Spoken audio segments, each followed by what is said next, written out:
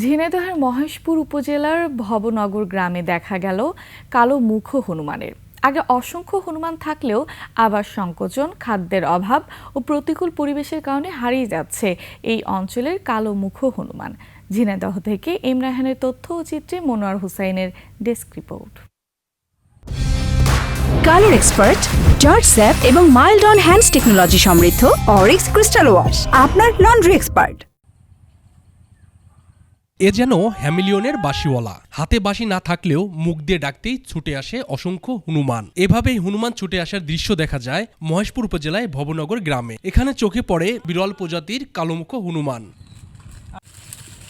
একসময় হনুমানদের খাবার ছিল পর্যাপ্ত, এখন বাগান ও গাছপালা কেটে ফেলায় তারা রয়েছে খাবার সংকটে। কিছু হনুমান লোকালয়ে ঢুকেছে, কিছু অন্য এলাকায় চলে গেছে। প্রতিদিনই দূরদূরান্ত থেকে আসেন দর্শনার্থীরা। তবে ক্ষুধার যন্ত্রণায় হনুমান কখনো কখনো আক্রমণাত্মক হয়ে ওঠে বলেও জানান এলাকাবাসী। খাবার দাবার না পায় তখন আমাদের বাড়িঘর বা আবাদ ঘাট খুব ক্ষয়ক্ষতি করে মাঠে ঘাটে। এই যে আমাদের ভবনগর হনুমানের পর্যাপ্ত খাবার না থাকার কারণে অনেকই ক্ষতি করে। সিম, কলা, বেগুন, এই যে অনেকই আম, সবই ক্ষতি করে।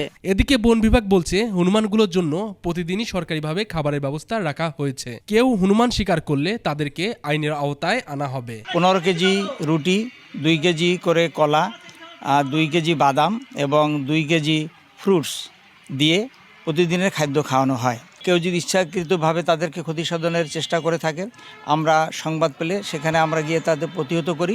বন বিভাগের রেকর্ড অনুযায়ী বর্তমান ভবনগর গ্রামে 2 শতাধিক কালোমুখী হনুমান রয়েছে। একসময় সংখ্যা দ্বিগুণেরও বেশি ছিল। প্রাকৃতিক আবাস সংকোচন, খাদ্যের অভাব ও মানবসৃষ্ট প্রতিকূল পরিবেশের কারণে কালো হনুমান হারিয়ে যাচ্ছে, সেই সাথে হারাচ্ছে এই অঞ্চলের জীববৈচিত্র্য। Monowar Hussain, desk report, 21 television.